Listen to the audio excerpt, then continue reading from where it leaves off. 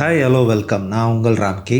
காஞ்சிபுரம் பஞ்சுப்பேட்டை என்ற ஊரில் உள்ள ஸ்ரீ ஓணகாந்தேஸ்வரர் திருக்கோயில் இன்னைக்கு வீடியோவில் பார்க்கலாங்க. ஓணகாந்தன் தளி என்று அழைக்கப்படுகிறது. இதற்கு முன்னாடி பார்த்த அஷ்டபூஜகர பெருமாள் கோயிலேருந்து இந்த கோயில் 5 கிலோமீட்டர் தூரத்தில் இருக்குங்க.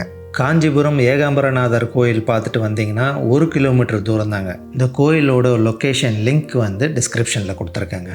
இந்த கோயிலில் 3 மூலவருங்க, 3 சிவபெருமான் சன்னதிகள் தனித்தனியாக பார்க்கலாம். இந்த கோயிலில் அம்மனுக்கு தனி சன்னதி கிடையாதுங்க. காஞ்சிபுரத்தில் இருக்கிற காஞ்சி காமாட்சி அம்மன் தான் இந்த கோயிலோட அம்மன். தொண்டை நாட்டு தேவாரம் பாடல் பெற்ற ஸ்தலம் நம்பர் 3. நம்பர் 1 ஏகாம்பரநாதர் கோயிலுங்க. நம்பர் 2 கொஞ்ச நாளைக்கு முன்னாடி நம்ம பார்த்தோம் திரு மெட்ரலீஸ்வரர் கோயில்.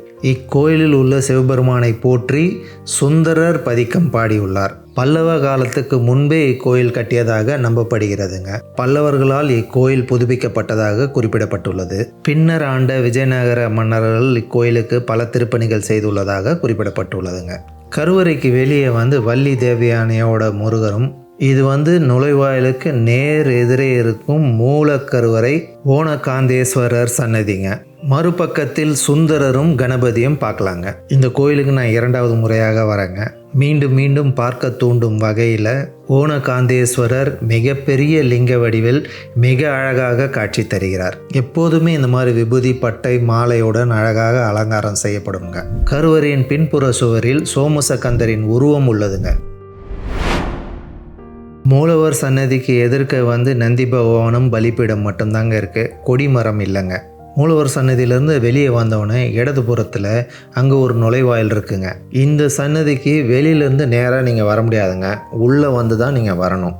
ஜலந்தேஸ்வரர் அல்லது சலந்தேஸ்வரர் இங்கு தனி சன்னதியில் நமக்கு காட்சி தராருங்க. இவர் சன்னதிக்கு முன்னாடி நந்தி பகவான் மற்றும் பலிப்பீடம் இருக்குங்க. கோயிலோட புதுப்பிக்கும் பணியெல்லாம் நடைபெற நேரத்தில் நாங்கள் வந்துட்டோங்க. அதனால் மற்ற சன்னதிகள்லாம் மூடி வச்சுருந்தாங்க.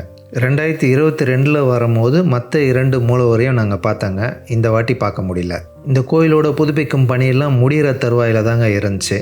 இப்போ அந்த பணிகள்லாம் முடிஞ்சிருக்கும்னு நினைக்கிறேன். நீங்கள் வரும்போது 3 மூலவரையும் நீங்கள் பார்க்கலாம். ஜலேந்திர சன்னதியே ஒரு தனி கோயில் மாதிரி தாங்க. இதை சுற்றி நீங்கள் வலம் வரும்போது கணபதிக்கு சன்னதியும், முருகப்பெருமான் சன்னதியும், சண்டிகேஸ்வரருக்கு தனி சன்னதியும் நீங்கள் பார்க்கலாங்க. ஜலேந்திரன்ற அசுரனை பற்றி நம்ம ஏற்கனவே ஒரு வீடியோவில் பார்த்தவங்க. சிவபெருமானின் நெற்றி கண்ணிலிருந்து தோன்றியவர் தான் இந்த ஜலேந்திரன் என்ற அசுரன். சிவபெருமானுடைய தீவிர பக்தர். சிவபெருமானை நோக்கி கடுமையாக தவம் இருந்து யாராலும் வெல்ல முடியாத சக்தி பெற்றவர். சிவபெருமானிடம் வாங்கிய வரத்தால் திருமால், பிரம்மா, இந்திரன் ஆகியோரை வென்றவர். அவர் வழிபட்ட லிங்கம்தான் இந்த சலேந்திரேஸ்வரர். சலேந்திரனை அழிக்க சிவபெருமான் ஜலேந்திர வத மூர்த்தியாக அவதாரம் எடுத்தார். நம்ம முதல்ல பார்த்த ஓணேஸ்வரர் சன்னதிக்கு பக்கத்திலேயே காந்தேஸ்வரருக்கு தனி சன்னதி இருக்குங்க. அசுரகுல மன்னனான மகாபலியின் மகன்தான் வானாசுரன். தீவிர சிவபக்தரான வானாசுரனுக்கு 1000 கைகள் இருந்ததாக கூறப்படுதுங்க. வானாசுரனின் படை தளபதிகள் தான் ஓணன் மற்றும் காந்தன். இவர்கள் இருவருமே தீவிர சிவபக்தர்கள். ஓணன் வழிபட்ட லிங்கம் ஓணேஸ்வரர் என்றும், காந்தன் வழிபட்ட லிங்கம் காந்தேஸ்வரர் என்றும் அழைக்கப்படுகிறது. இந்த 2 பெயர்களையும் சேர்த்து ஓணகாந்தன் தளி என்று இஸ்தலம் அழைக்கப்படுகிறது. கோஷ்டத்தில் பாலவிநாயகர், தட்சிணாமூர்த்தி, மகாவிஷ்ணு, பிரம்மா, துர்கை ஆகியோர் பார்க்கலாங்க. வயிறுதாரி விநாயகர், குமாரவேலன், பைரவர், சூரியன், நவகிரகம், அகோர வீரபத்ரர் ஆகியோருக்கு தனி சந்நிதிகள் இருக்குங்க. இதுக்கு முன்னாடி நான் அப்லோட் பண்ண TNT 002 திரு மெட்ரலீஸ்வரர் கோயிலும், அதன் தொடர்ச்சியாக 3 திவ்யதேச கோயிலும், இந்த கோயிலும் எல்லாம் பக்கத்தில் தாங்க. இதன் பின் வரக்கூடிய 2 பாடல் பெற்ற தலமும், இன்னொரு முக்கியமான சிவன் கோயிலும் எல்லாமே பக்கத்தில் தாங்க இருக்குது. நீங்கள் ஒரே நாளில் கவர் பண்ண முடியுங்க. இதுக்கு முன்னாடி போட்ட வீடியோலாம் பார்க்காதவங்க இந்த சேனலோட பிளேலிஸ்ட் லிங்க் டிஸ்கிரிப்ஷனில் கொடுத்துருக்கேன்.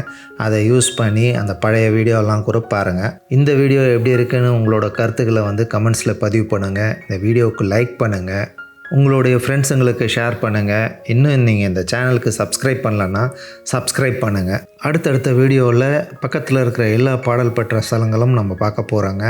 மிஸ் பண்ணாமல் பாருங்கள். அடுத்து இதே மாதிரி ஒரு சூப்பர் வீடியோவில் மீண்டும் சந்திப்போம். தேங்க்யூ. பாய்.